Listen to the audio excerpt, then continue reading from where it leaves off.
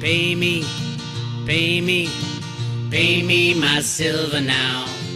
Pay me or go to jail. Pay me my silver now. RoadRoad.com. Just a quick update on silver. I'm working on something for the private road in relation to this big event that Cliff High sees on the near horizon, and the remote viewing guys see on the near horizon, and how it relates to everything, and how it relates to your silver in your own possession. Silver in your own possession. But as we are dealing in a non, here's the weird thing. As crazy as you think things are right now, it's going to get about 1,000 times crazier. That's the end game. The end game is pure chaos, and bad guys want to blame someone or some other thing for that, and probably it could be anything. It could be a natural disaster. What Cliff's saying is much bigger than 9/11 ever was. Earth changes, stuff like that, and they can blame that for their entire criminal enterprise falling apart. And then after the crash and everything falls apart, they have their way of how they want to take things over, and we, the people, are going to say, screw you, get out of here. We refuse to acknowledge that you have any say in our lives. If you don't go to jail, you're clearly, something's wrong with that. They'll probably hide over on like Kinley's Island. Remember when Kinley disappeared and they said he died? You know, think about all the people over on Kinley Island, Epstein and all those assholes. Kinley Island. I remember coining that phrase back, that was years ago. Bernie Madoff's there, no doubt. So, yeah, silver is, the COTs came out on Friday. Absolutely very, very, very positive for the positioning of where the commercials are and then where the managed money is. Managed money being the tech traders. The tech traders have sold. They're starting to go short. They're short now. And the commercials are basically, they got out. Now we go the other way. So it's going to run up for a little bit. The question is, are the commercials going to short? And if they do, how much are they going to short into the rise? So I do expect a rise. Things will really start running after we cross these moving averages. As you can see, the 100-day just crossed the 50-day right in here. So watch for this to bust above all three of those. Right now we're looking at $23.70, about $23.70. Would break through all the moving averages, and then, as you can see for all these, after you bust up through the moving averages, as it runs up, and then up here is where the shorting starts by the big guys to control the price and to make money going up and make money going down. That's the criminality part of it. We'll see what happens. I think it'd be really, really, really. I don't know if they'll wait till this big event happens or allow silver to move. You just can't be subjected to that. It's not about how much money silver will go up by. You're not even going to give a shit about that. All the banks will be shut down. What's money going to do for you, even if you had some? And what is the money of the future? It's clearly not fiat money in any nation. So I think the United States, being that we do have our constitutional money, gold and silver, obviously, premiums have come down. The mint right now is on track to bust wide open. I didn't see it today, but the last week was another big one, so it's over 1.5 million ounces that they made in the first 2 weeks of September. And if it keeps going like that on that pace, we're looking at a $3.5 million month, 3.5 million ounce month. That's getting up to where they're at full capacity is probably 4 or 5. Although Ventures Gibson said they expanded the capacity, so we'll find out. Keep pressuring them, call them up, and say, hey, I want to talk to who's allowing the market rigging and who's participating and why their hedge book lost so much money back in 2021, $112 million on a year that the price of silver went down. That's not supposed to happen at all. It's supposed to go the other way. Price of silver goes down, you make money on your hedge book, right? To cover your losses. That's why you have a hedge book, U.S. Mint. Anyway, so yes, everything looks great for the run-up in silver now. We're just looking for 23.70, and then it who knows how high it'll run. I'm thinking it might go right to 30, and then if it passes through 30, remember in 2021, in January, February timeframe, with the Wall Street bets guys, we're getting into silver a little bit. Not really. It's a different ball game. But yeah, Rustin Benham, the head of the regulator, CFTC, was freaking out. He said, we had to tamp down the silver price. How'd they tamp it down? Well, the U.S. Mint didn't close out shorts, probably bought new shorts. So the U.S. Mint went in and clamped down and tamped down the silver price rise. So they're afraid of $30. I mean, that's a given. So our next run up, I think, will be approaching 30. And if it can bust through that, next stop 50, and then I don't even think it'll stop there. I think some people, they'll try to do it. Some people will get out. But, what are the commercials going to do? Go short again after they worked the last 3 years to get out of their short position? Oh, by the way, for those keeping track of the criminals at JP Morgan, they have 7 more days left. Only 7 days left on their deferred prosecution agreement for rigging the silver market, gold market, and treasury market.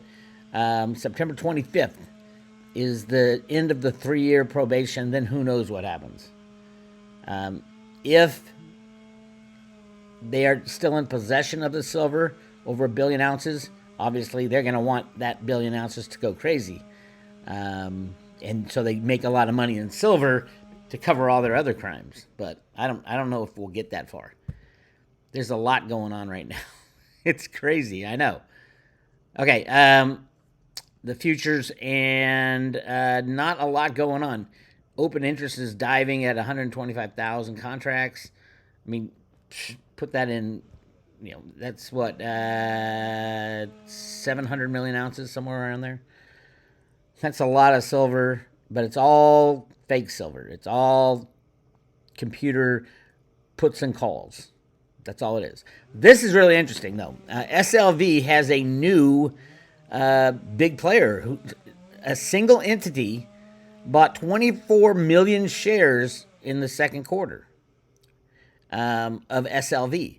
And you might be, I remember a time when a single entity bought 1/3 of all SLV, and it was 600 million ounces was the total, and they bought 300 million ounces of SLV. So there's a lot of crazy shit going on in stocks and bonds. Who really owns these stocks?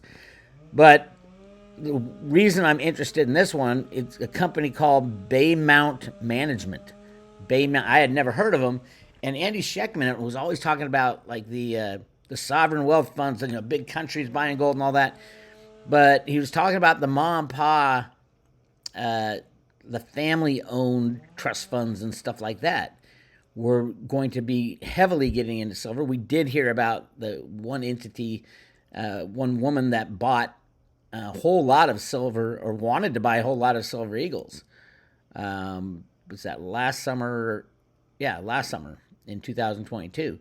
And put in an order. She wanted $50 million worth of silver eagles, and you just couldn't get them at the time because interest wasn't making them. But she got a lot of them. I think she got 1 million ounces, which is about half the order, and then the rest she filled with gold eagles and probably some pre-65 stuff. Nobody knows what happened to that buyer. I guarantee you that buyer's still out there buying. It was probably a mistake to announce it. I mean, we are very appreciative that whoever bought that announced to the world that the small family money are not dumb. They're scared shitless that all their wealth is going to go away. They want to get their hands on silver and gold. So Baymount Management, I thought it was a big company. It's not. It's a mom and pa family wealth fund. Baymount Management is based out of Miami. Baymount Management is a hedge fund with 4 clients, just the family, and discretionary assets under management. Here's the entity. The guy who owns the most of it, almost all of it, is this guy named Andrew Casino. You guys might know him. I don't. I've never heard of him, but it's a single guy, and then Debbie, Caroline Casino, and a couple family members. So there's only 4 clients to this Baymount Management Fund, and these are the guys who just bought last quarter 24 million shares of SLV, meaning they can take delivery. All you need is 50,000 shares. You can take delivery. These guys can take delivery, and maybe that's what they're doing. So you view the chart. Let's take a look at the chart here. Where is the chart? Oh, that was it. Sorry. So they owned at one time a year ago. On June, they had 8.5 million. Apparently, that trade worked out for them because I think they must have taken delivery. Who knows? Anyway, at the beginning of the first quarter, they had practically nothing, and they just said, "Oh, well, that one was good a year ago. Let's go big." So they bought 23.725 million shares of SLV. That's a lot of SLV. That value is wrong, though. This value is wrong. That's not exactly what's going on here. Anyway, I don't think this is it could be a typo, but what it tells me is, yes, those people that Andy had talked about, the family funds, the big money, are coming into silver, and they want the physical stuff. So they're buying SLV, and they can take delivery. You can take delivery of SLV. I do not recommend taking delivery on the comics. That's a criminal organization. SLV is too. Don't forget, BlackRock owns it and runs it. JP Morgan holds the silver. So it'll be interesting what happens next quarter and see if these guys take delivery or if it's just a short-term thing. But they added 11,748% to what they had before. So it was a big, big quarter of SLV buying for these guys.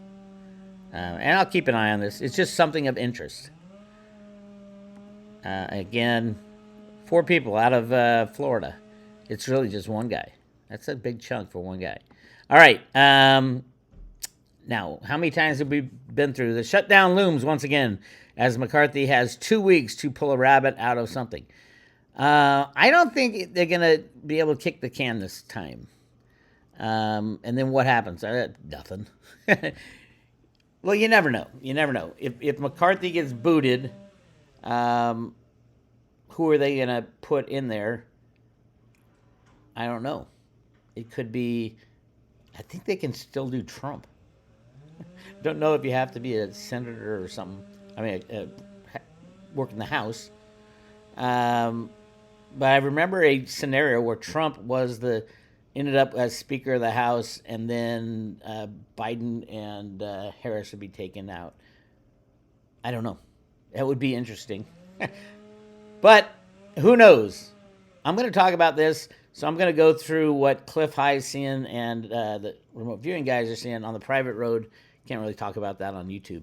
So go check that out. I should post something today or tomorrow. I've been thinking about it and working on the scenarios of how this game ends.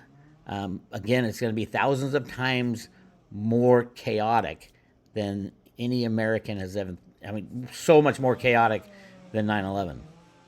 And this is globally. So lots coming down the pike. I can't tell you what day, but everything is lining up. So keep an eye on this shutdown. That's to be a tiny part of it. If something does happen, we'll find out. We'll find out. Again, if you guys want a Veritasium token, at least right now, we are giving them out for a private road membership, which is $2.99 for a year, less than $1 a day, and you get all the private road info right at your fingertips, and discussions and analysis and Ginny Moonstone readings, and there's a whole bunch of stuff over there on the private road. So go check it out, and we will mail you a Veritasium token. It's like having a lottery ticket to your front door. But make sure you do it quick, because when we run out of Veritasium is extremely volatile. It could double tomorrow. But when we run out, we run out. And I'll make the announcement, and then that'll be it. We'll move on to something else. All right? This is Bix. That's what I got for you today. I'll talk to you later.